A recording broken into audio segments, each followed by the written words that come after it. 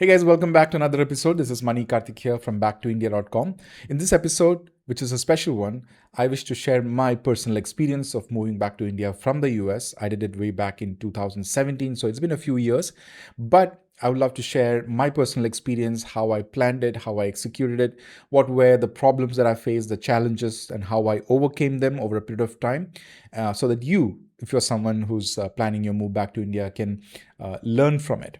And me, along with the other attorneys on the Back to India platform, are willing, more than willing, to help you make your move back to India. We share checklists, we share our experiences, we share vendor contacts, like tax consultation or real estate folks, all kinds of information that we have learned and accumulated over the years as successful attorneys.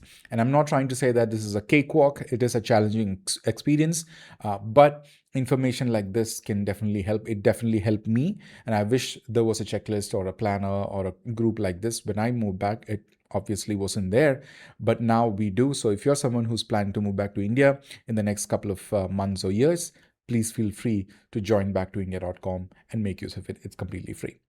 So with that out of the way, let's go into the presentation. So I have something built up here.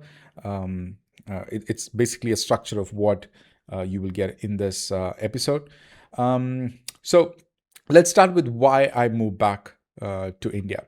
Well, essentially, a lot of people ask this question, but I think it's a very personal choice that everyone's got to make, because if you think about it logically, there is no one specific answer to it, because one person's background may not be another person's. It's very subjective. So my reasons may not be your reasons. So you always have to inquire within yourself as to what is your motivation, why do you want to move back to India, or why not, and then take decisions accordingly. But if you ask me why I moved back to India, it was personally a very emotional decision, because I had my folks back in India.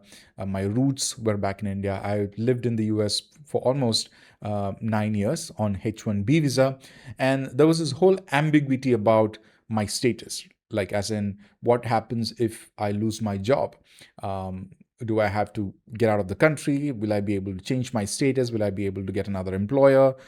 While you could say yes to some of these questions, the whole stress that came with it and the whole anxiety part of it, it was like a blade hanging on top of your head always, just waiting for it to come down. And if it did come down, then you wouldn't have many options or choices to make. That was my experience. I had filed for my GC through my employer. It was a good company, good friends, good culture. But at some point of time, you feel dry and you feel alone in the crowd. You know that feeling, what I'm talking about, right? Although you try best to blend in with, rolling your tongue as much as possible and, so to speak, quote unquote, faking an accent, at the end of the day, you would feel idle, alone, and kind of like living in solitude, sort of. Of course, I did have my family with me. That was a great comfort, but otherwise, I always felt like I didn't belong here and I need to go back to India. That was a very personal choice that I made.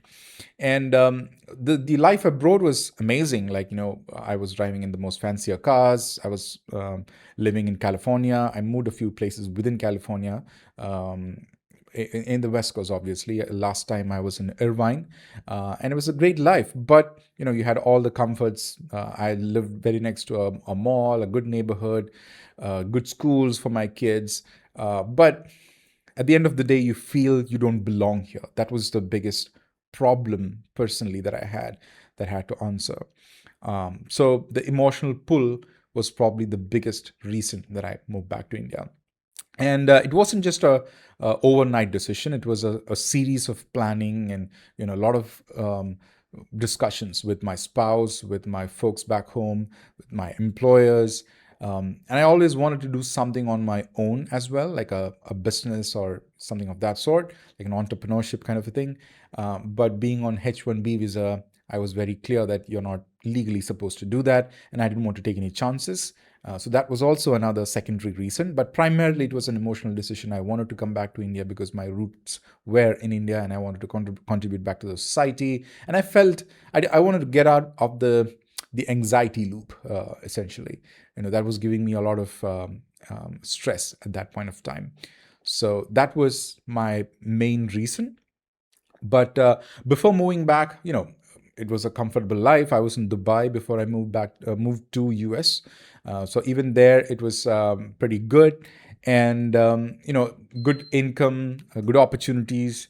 Uh, of course, in the US, you had clean roads, discipline, standards, all kinds of convenience you can think of, career growth, global exposure. You were paid well, but also, you would distance yourself from your culture, right? Like when a Diwali happens, or a Onam happens, or a Pongal happens, obviously the folks near you would cuddle together, and those kind of associations, like regional cultural associations, were great.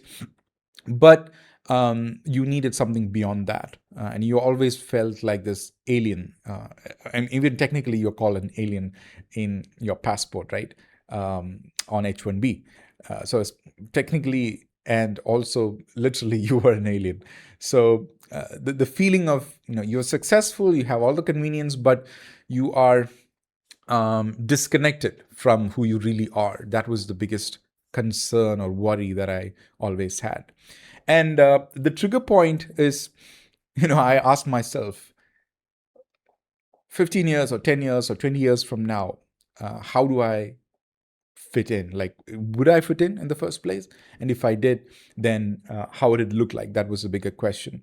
My parents were getting older in India, and I had kind of like this the guilt feeling that I wouldn't be there to take care of them when they were old. That was also a nagging feeling.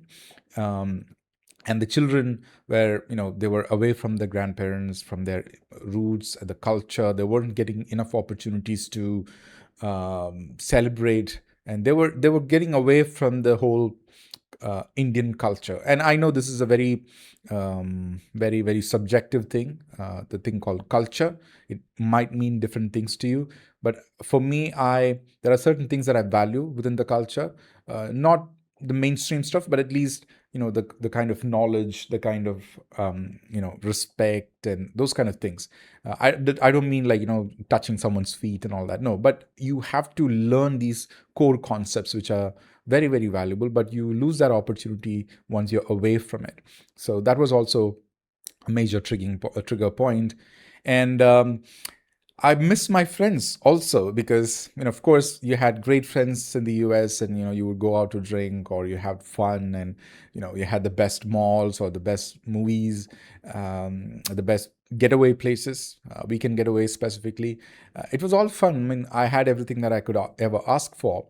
But your childhood friends, right? Your a little bit of that chaos that came in India, your gully cricket, or I don't know how to put it, but your heart always wants that. And even when I say it, I get emotional. So that was missing.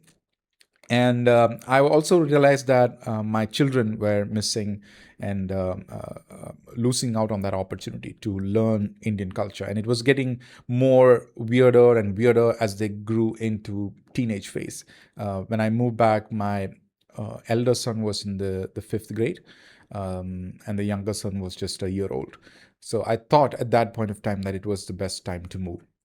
I get a lot of people asking me what is the right time to move. Some people, they have their kids in the ninth grade or the 10th grade. They are post or teenagers. And, one thing I want to tell them is that's probably not a good idea to move then, because they've already made their decision. They have their friend circles, and it's just like transplanting them back to India. But in my case, I didn't want to get into that phase, so I did it before that.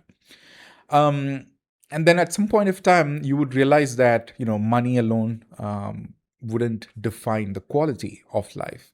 And again, this is very subjective. For me, I want to live worry free. I want to do my own stuff. I want to be with my friends. I need to have a support community. I don't want to, even if it is chaos and pollution and everything, that's what I actually grew up in. And it's easy for me to blend in. For my kids, it may be a little bit of a problem, but then at that point of time, when they're pre-teens, they could easily do that. And I wanted to give them that opportunity, and then make a choice whether or not to stay there. But that one realization that not always does money give you everything, right? You need time, you need friends, you need your family. That realization was also a trigger point. So then I prepared for the move, and I think it took about 1 or 2 years, although I had this idea in my mind. So I think this was into 2014, 2015, when I actually seriously started thinking about it. I had filed for my GC, and there were these hate crimes happening. There would be a shootout in some school. There was a San Bernardino shootout that was pretty close to where I was living in Irvine. And so these events would now raise flags with you, right? And maybe they were happening before, maybe you didn't pay attention to it. Maybe because I was mentally preparing for the move, I started noticing these events even more closer now, and that also kind of triggered me a little bit. So I started researching very seriously about planning the move, and at that point of time, there was a new government in India, and a lot of things were changing. Like, for example, you needed the Aadhaar card, the PAN card, link them. There was the Notebandi that came into effect in 2017 later. So there was a lot of things happening, and whatever information I could find online, if at all, were really from the past, and it wasn't really helping. So when I was looking at cities, schools, and city was an obvious choice for me because I was grown and born and brought up in Kochi in Kerala. And I'm a pretty laid back kind of a guy, like, Goan vibes or Kochi vibes. I don't like the hustle and bustle of, San Francisco or New York.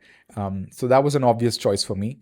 But then I started thinking more about all of these things. I started researching about the schools. I picked some of the best schools in Kochi that would accommodate my kids if they were moving back from the US. And I found Choice School to be a great option. There was another global public school as well, but I opted for Choice.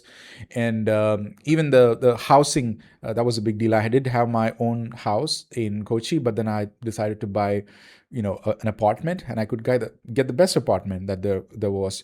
And I had the money to do that. So that was a good thing. I did have my investments, but I planned to move them to India. I didn't have a lot because I've seen a lot of people in the community who has a lot of fortune. I wasn't as fortunate as that, but I had, anyways, a little bit of my earnings, which I planned to move back to India. And I took the help of SBI, and they were really helpful.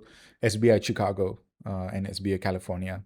And that was the preparation part. Quite honestly, I spent a lot of time preparing. It isn't as simple as it might sound or look, as you might be listening to it now, because this is where you would get a lot of conflicting information. Someone would say an ICSC syllabus is better. Someone would say a CBSE syllabus is better.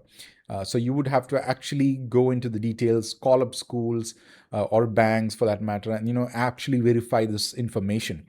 Now you don't have to do it because the community have a lot of information put up on backtoindia.com. Also, there are friends and returnees who can help you with a lot of this. But at that point of time, when I was making my move, it wasn't there. And of course, there were a lot of things like taxes and all those kind of financial things. So I took the help of a financial planner as well. His name is Vikram Krishnamurthy. He's from Coimbatore. He did a lot of help. I also took help of a few others. I can list down their names in the description. But this is where you would need a lot of time. And it's not easy. It's not a silver bullet solution. What works for someone may not work for another person. So you have to actually have a customized plan.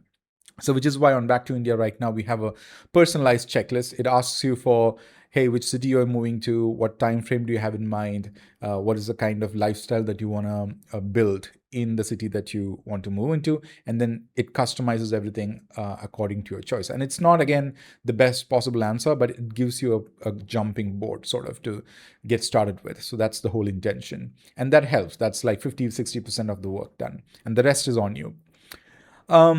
So I did all of that. I had all kinds of Excel sheets, and it was all over the place. And I did have a plan, kind of, I would say, by 2015, 2016. So about 1 or 2 years, essentially. But then out of this, the biggest practical concerns that I had was, number one, my kids' schooling, right? What kind of schools do they have to go to? Because they didn't have any knowledge of the regional languages like Malayalam or Hindi. And they had a very liberal and less competitive system that they were going to in the US. Now, you know how the education system in India is. It's very competitive. There's CBSE, ICSE, and everyone is just, you know, super competitive there. You know, you have your ranking system and everything. So I knew it was really going to be tough for my kids to adjust. So what I did there was I found a school that had some experience helping NRI kids move in. So for example, if they didn't know a regional language like Hindi, the school that I moved to, there they would give the kids special coaching classes, special classes after hours and everything, so that they get a little bit of that pampering for the first 6 months, and that went a long way. If I were to put them into a typical school where they would be expected to perform as good as the Indian kids, that's going to be a very difficult situation for them. So I didn't want that to happen to my kids. So I did plan it in a very smooth way, at least in the first 6 months. And then fortunately, they picked up and it went well. The other concern was my job and what would I do for a living. So in my case, I was fortunate enough because I was a marketing guy. I was helping all the startups scale with marketing. So you would call it digital marketing, online marketing. I call it roll up your sleeves and do whatever it takes to scale a company. And I did have some presence in the Indian entrepreneurship or slash marketing scenario scene of things. So I used to connect with a lot of folks. I used to visit once a while. I used to talk with them. I used to network with them. I used to go to these events. So I did have a little bit of my foot in India in that regard, which helped. So what I did was I started networking with them to figure out if there would be job opportunities for me.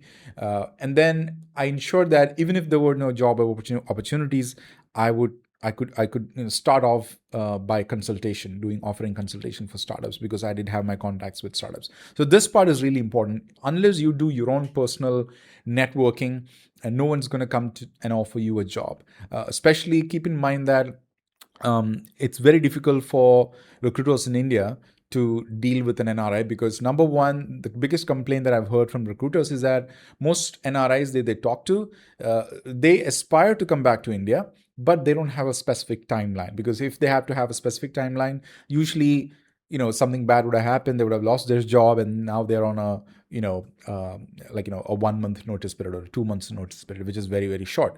So if you are serious about moving back to India, have a specific timeline in mind, the next 6 months or next 12 months, and then work towards it. And if you give that kind of a commitment to a recruiter, they can help you better. So essentially, they don't want window shoppers. That's what it is. They only want the really interested folks. So I was very clear on that as to, I would be starting on my own. I would start with consultation. So what I did was I formed my own company sitting in the US. You could do that with all these online startups that had come or popped up at that point of time. They're still even now available. There's ClearTax, there's Wakil Search, and all the other startups that would help you start up. So I used one of them and I started my company on paper, sitting in the US, by giving my KYC documents and everything. And all I had to do was just to come back to India and get started with my operations. So I picked up like my first floor in my ancestral home, and that was my office essentially.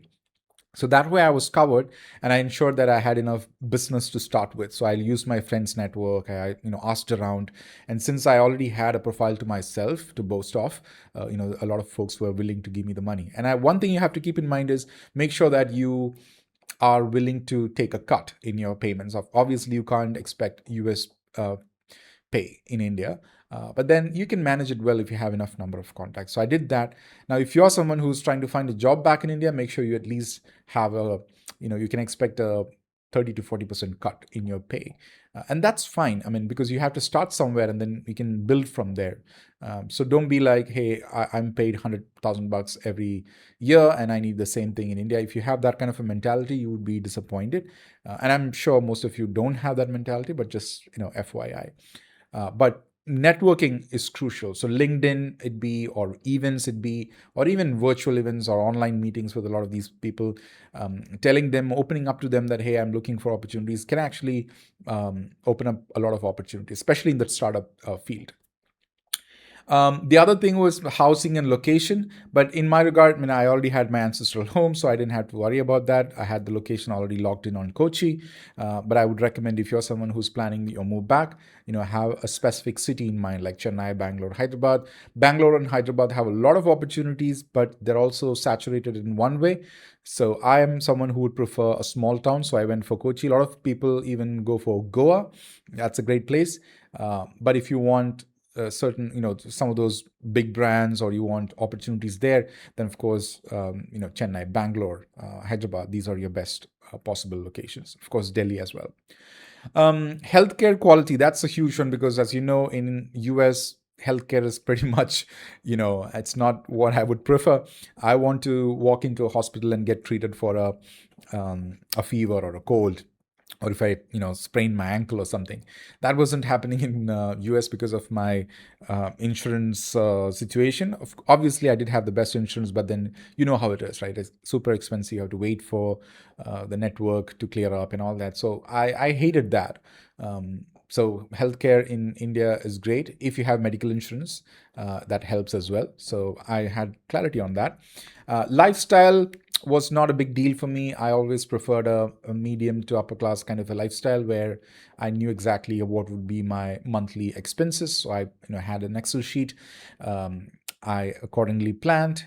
You can use the same calculator on backtoindia.com based on which city you're moving to. The biggest expense that I had expected was, or I could negate, or I could avoid, was the housing thing. Because if you were to go for a rent or buy a new house, then you can expect some down payment.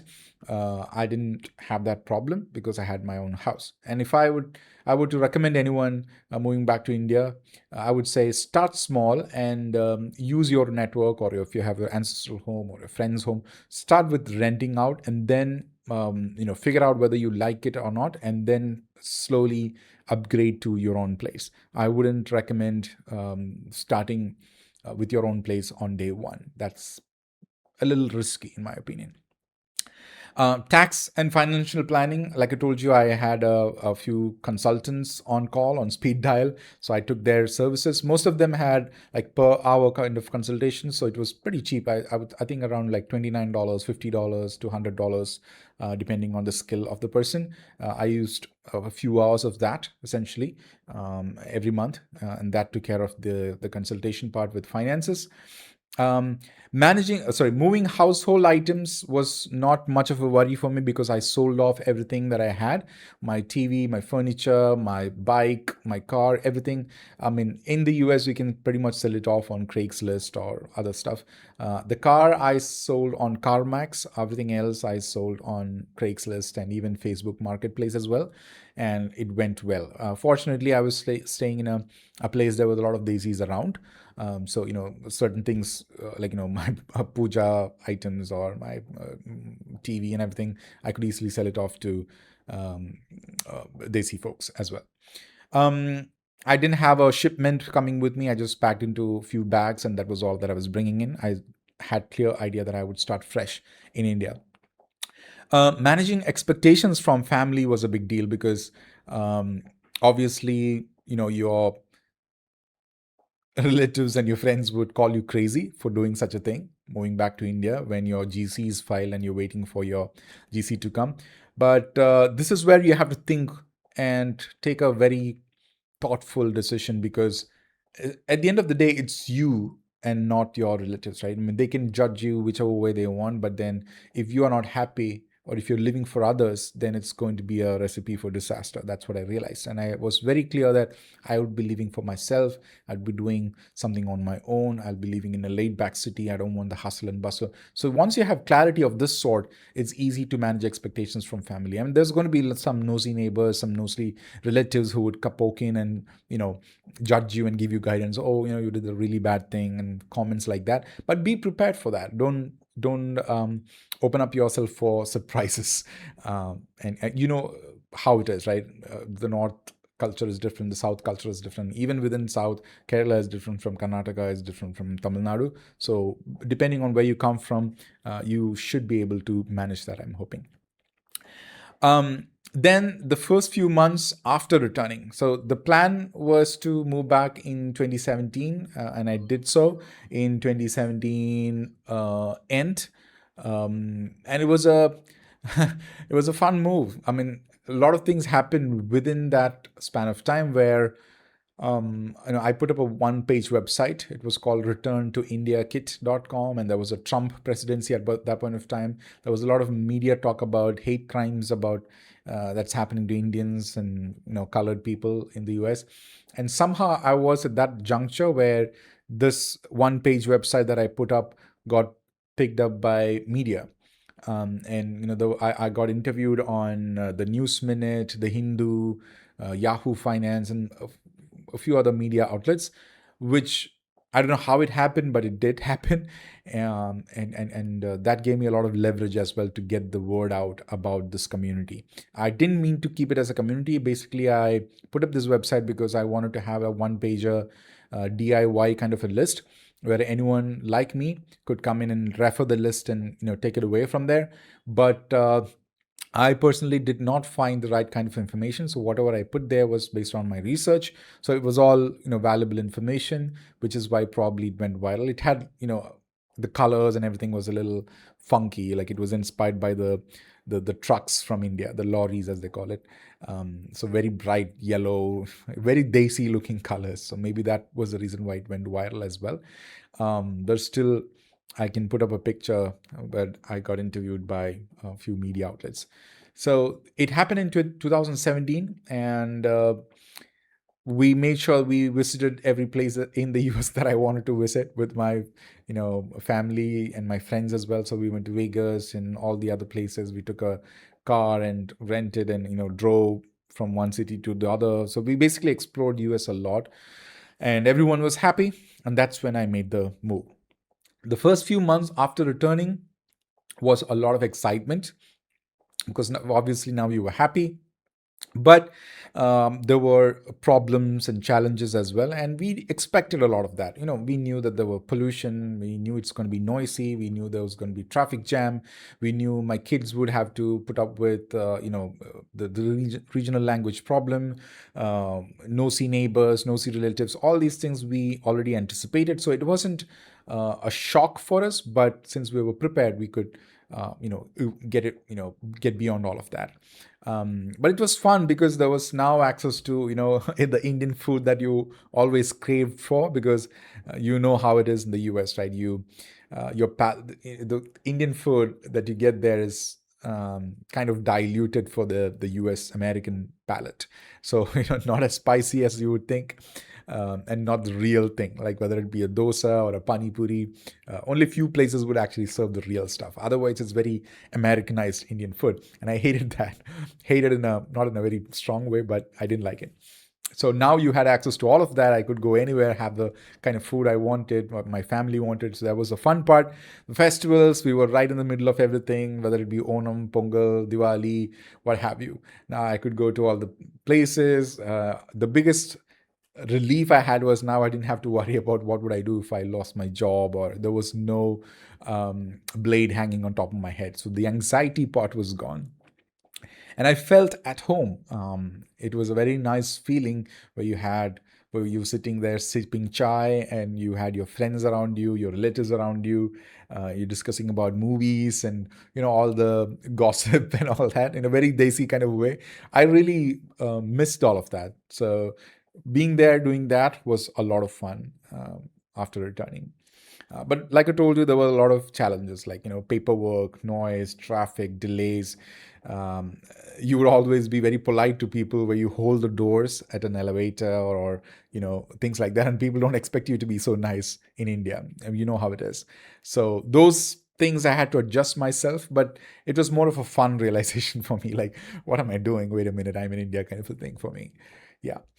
The biggest other major issue or the topic was the emotional adjustment. initially you feel like you have that little bit of that American culture in you, right? Even though it was for a brief period of time that you had it with you, you're bringing home a little bit of that. Like I told you, holding doors, saying thank you, and addressing everyone very politely and stuff. And where other people would judge you, oh, this guy is a American returnee guy. They would expect me to talk in a particular slang, and I wouldn't roll my tongue as much. But certain times it slips through, and I would tell to myself, "Oh, wait a minute, what am I doing?" But those kind of small quips were there. But yeah, there was a little bit of that reverse cultural shock. The major thing that I noticed was that India was now completely different. When I left India, the infrastructure that was there, those things were completely different, or things were changing or beginning to change, and I could see that difference. Even the small gullies and the places that I've lived, they looked completely different, almost unrecognizable when I got back. In the US, 10 years meant 10 years, and there wouldn't be much difference in terms of, development or so. But in India, it's just rapid. A new building would just pop up every 3 to 6 months, kind of thing. So that was also something that that was kind of a shock for me in a good way. And then you would always compare, right? This whole meme of an American returnee always saying, "Hey, when I was in the US," such a thing.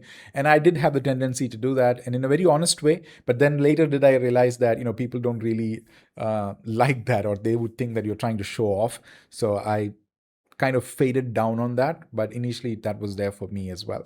But overall, the whole emotional part of it was a nice journey. And because I'm someone who lived there for the good part of my life during my education, it was easy for me to just get back to it. I realized that it's not the case with many people who probably left US very, very early. For them, it might be a completely different experience. The children's adjustment part, that was a big deal for me. But luckily, two of my kids, they adjusted really well. They did have some issues. I think their issues were bigger than mine because the language barrier was a big deal. They weren't exposed to the regional language apart from, some movies that we were watching or a little bit of conversations we had at home. But my native tongue is Malayalam, and my kid wasn't as well versed in Malayalam, but it was a learning experience for him as well. So we put him through certain tuitions. That's also one thing. You have a lot of these tutors and maids whom you can hire. A lot of them are available in India, so that is a convenience I thought I could make use of. So their academic pressure also was a big deal, right? Like it was very competitive. Now you have a ranking system, but I chose a school where none of this was there, or at least it was very, very minimal. So he was put into a school where there isn't much of academic pressure, but a lot of extracurricular activities, and the teachers were considerate of the fact that this kid is from the US and he wasn't very well versed with the language. So they kind of pampered him a little bit and helped him, or basically held his hand and helped him get through that situation. But they surprised me in the sense that I was expecting them to have a lot of time required to adjust, but they adapted faster than I actually anticipated them to do.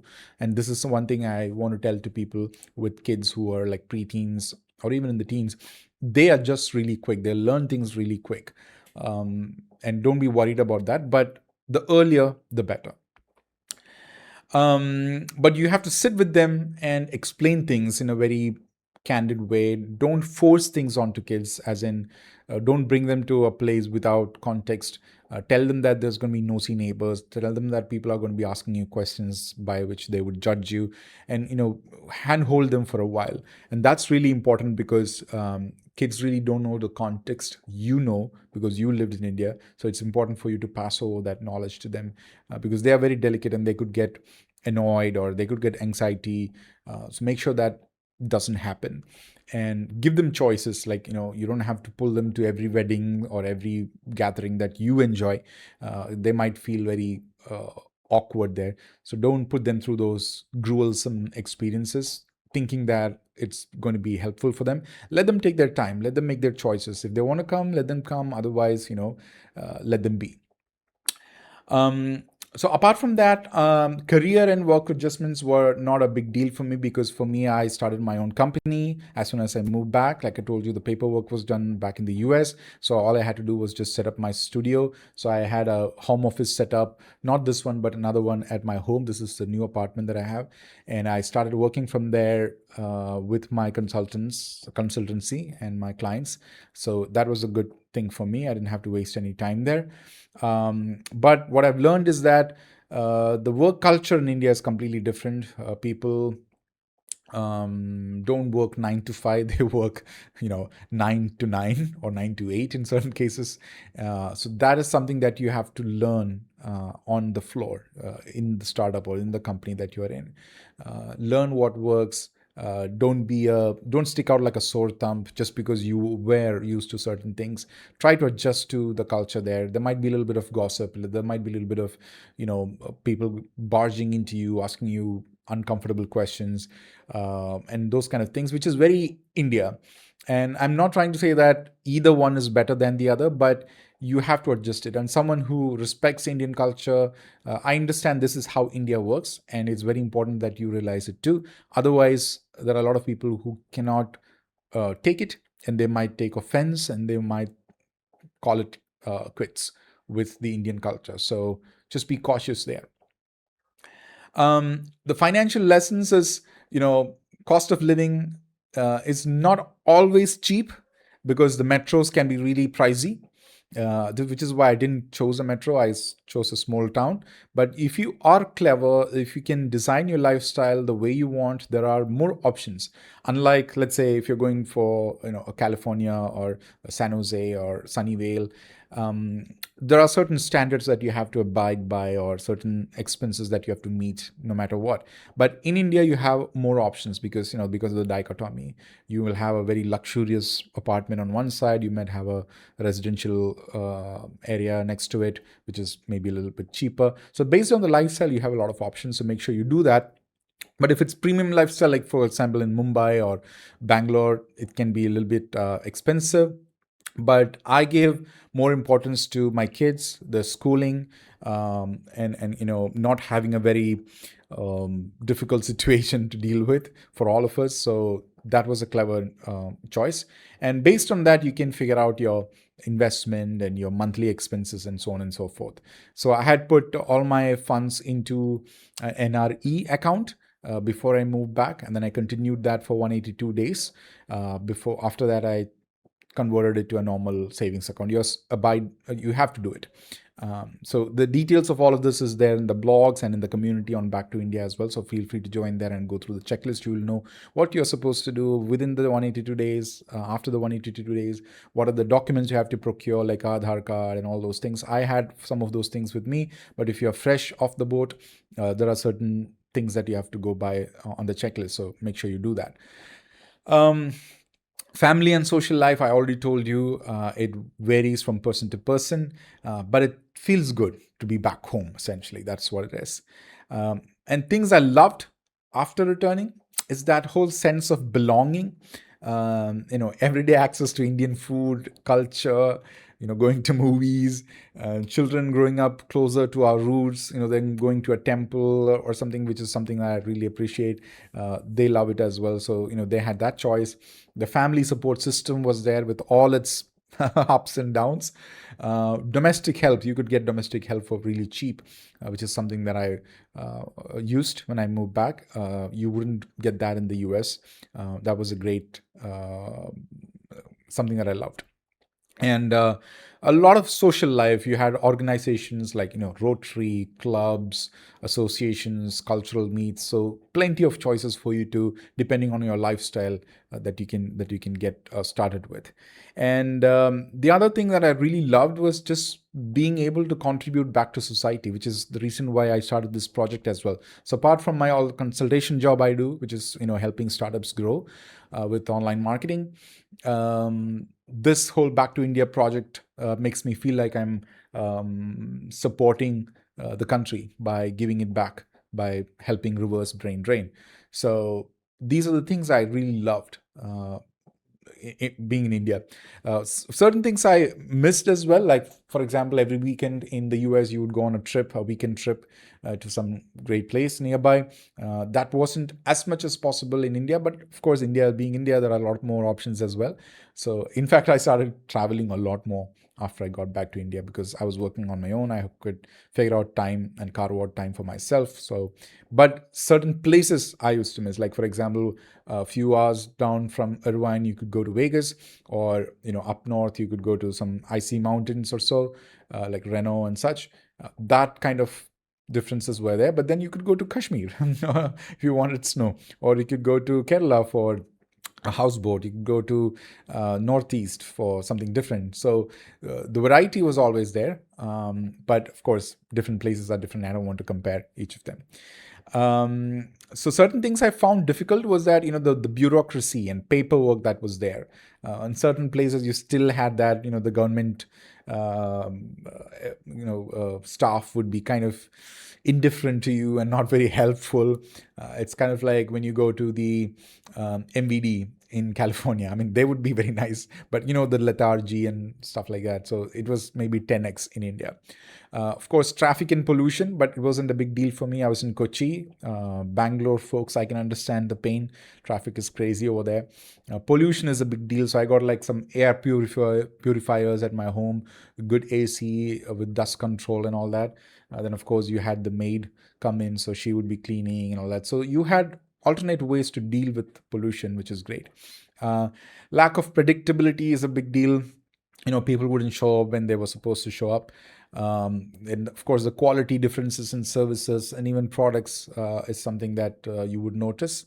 Then, of course, the Indian ways of doing it, over promising and under delivery, the pressure in schools, healthcare navigation, then constant need to follow up with certain things when it has to be done, not the very standardized approach in the US, and missing the quiet efficiency of life. Like for example, literally you would miss those quiet places unless you're going to a hill station like Munnar or somewhere.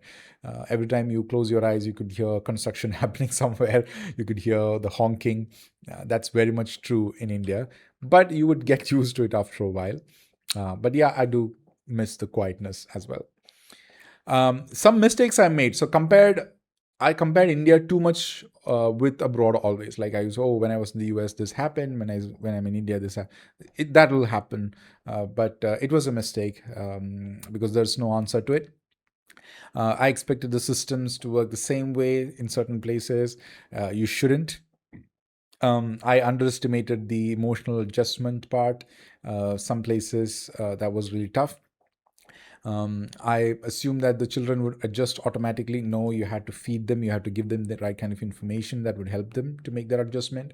I did not always separate nostalgia from reality, which meant, sometimes I would think, back in India would be so nice, and watching the videos and YouTube channels, I would think it'll be so much more better. But then when you come on the ground, the reality is a little different. Traffic, pollution, and all that. So that was a small mistake. And actually, I thought the moving back part was the finish line, but in fact, that's the starting line. You have to start from fresh from there. A lot of things were actually happening as I, learned them.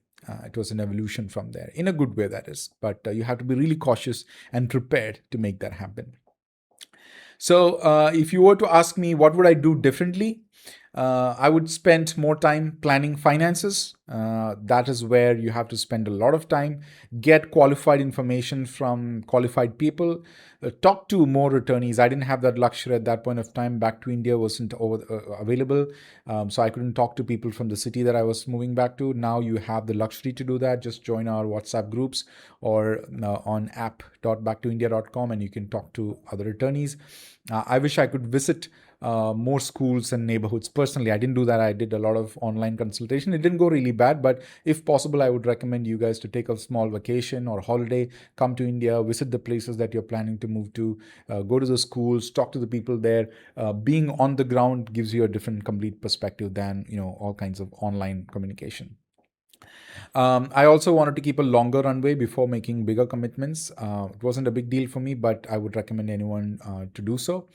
And I would also ask you to rent before buying a property. I bought a property just before the big COVID thing stuck, and I did have some financial pressure at that point of time. Maybe I could have waited a little bit more. But yeah, that's one thing. Prepare children more emotionally. Make sure that you have a clear career or a business plan. I did have a business plan, so that's something that you have to look into. And make sure that you have a support network. Like if something goes wrong, to help you emotionally, financially, make sure there are friends or family or someone whom you really trust, whom you can open up really well. That is something that you would miss in India. My advice to NRIs who are planning to return is don't move back only because you're frustrated abroad. Move back for a clear, positive reason. Talk to yourself, your friends, family, spouse, everyone possible, and value and evaluate the pros and cons. And visit India for longer periods because India would have changed by the time you left India. And choose your city carefully. That makes a lot of difference because Bangalore is different from Hyderabad, and that's different from Chennai or Kochi. That makes a lot of difference, especially financially. And don't blindly follow relatives' advice. You know what I'm talking about. Talk to people who really returned. They can give you on the ground reality. Plan your school admissions really, really early, at least 6 months ahead, because you don't want to rush because you would run out of options if you're rushing.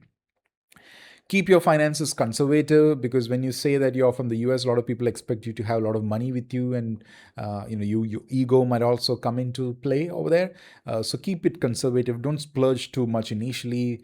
Be very cautious about it. Be very proactive about it, and accept that India has changed, and accept that you have changed too. There's a little bit of that adjustment that has to happen between India and you. So that is my advice to all the NRIs. And have a mindset of, don't expect India to behave like the same country you left, be it US or UK, and don't romanticize and over romanticize India as well. India is not what is seen in Bollywood movies. The reality is very different, and things would have changed by the time you left India. So please don't romanticize. And come with patience, a lot of humility and flexibility, and focus on what you are gaining, not only what you're losing. Have a long term plan, figure out what actually makes you happy and work towards it. If that being, plugging away from folks and living in a hillside, then so be it. But you should have absolute clarity on that. Don't follow other people's advice. And build your own version of life in India. That is very, very important. Everybody has their own version. Someone would love clubbing a lot, someone would love movies a lot, someone would love, spending time with relatives, living with them. Someone would want to go into the hillside and, have a very quiet lifestyle. Whatever it is, India has a space for you. So build your own version. And return is not a downgrade or it's not an upgrade. It's just a redesign. It's just kind of a tweak. Think of it that way. That is the right kind of mindset to have. And the big realization is that moving back to India is not just a relocation, it is a identity work. You are reframing your identity. For a while, you'll be that desi return guy. After a while, you will slowly blend in. So it's a transition. So just realize that. And it makes you question everything from success, comfort, family, ambition, and belonging, because all these things are completely different in India. So like I told you, ask these questions to yourself, contemplate about them, talk to other people, give them scenarios, and look at what could be the worst case scenario and what could go wrong, and tune and plan accordingly. And the hardest part, a lot of people think that the logistics is the hardest part, like how to move things. No, get rid of all the things if possible. Don't bring anything back if possible. But I can understand people are attached emotionally to things, so you would want to carry some stuff with you. But the logistics is the most easiest thing, right? But the hardest part is starting fresh, and becoming India and with India in a very new way. That part is where you need to focus a lot much. So finally, my reflection is that I don't think return to India is right for everyone. To be honest with you, I don't want to help everyone who's thinking about moving back to India. Only if you're serious, pursue it, because what makes you happy is your motivation. You have to have clarity on what makes you happy, what is your motivation, what is your objective, who you are essentially, right? Because you don't want to make a mistake and then feel bad for it just because others are doing it. So it's not for everyone. It's not a logical decision. It's an emotional decision most of the time. So value, figure out what you value in life. Is it being closer with your parents? Is it bringing your kids closer to the culture? Is it living a a stress-free life, or running behind money? Whatever it is, find out what works for you and plan accordingly. If it is you like the convenience of US, stay in the US. If you like being with family and friends, come to the India, so on and so forth.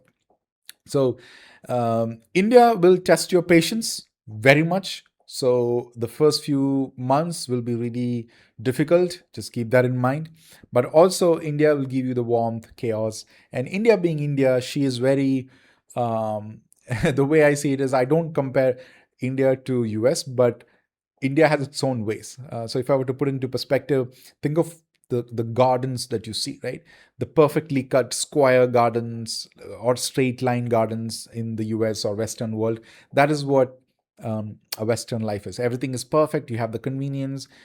You can get everything, but the soul is missing. The real stuff is missing. India is more like a garden or a small forest where everything grows on its own. And there is a beauty in that. But if you can't see that beauty, then you wouldn't appreciate it, right? So it's not for everyone. So being organic versus being by design, that's the difference. So for me, it wasn't perfect, but that's what I wanted, because that is what brought meaning to my life. It was an emotional decision. People around me are happy.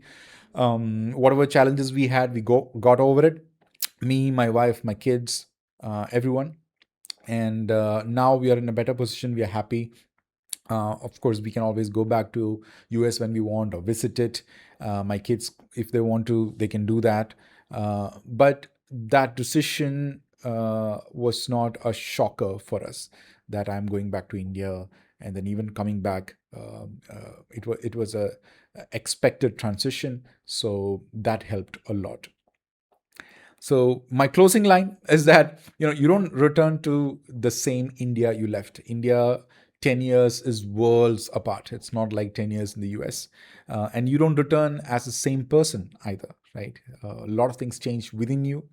So the real journey is learning how both can meet again, which means how you can meet yourself again from your childhood, and how you can meet India again, which is rapidly changing every day.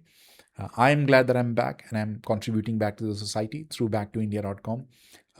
I can have a good night's sleep, worry free, stress free, knowing that I'm with my support network in my country, Bharat, and I'm proud of it. I hope you feel proud about it too. But make sure that you make your decision thoughtfully and not in a very quick way. Think about what makes you happy and plan accordingly. That is my advice. Do check out backtoindia.com if you need any kinds of support. I'm here, my friends, all the other attorneys are there to help you make your transition and your move less stress free and anxiety free. All the best. See you in another episode.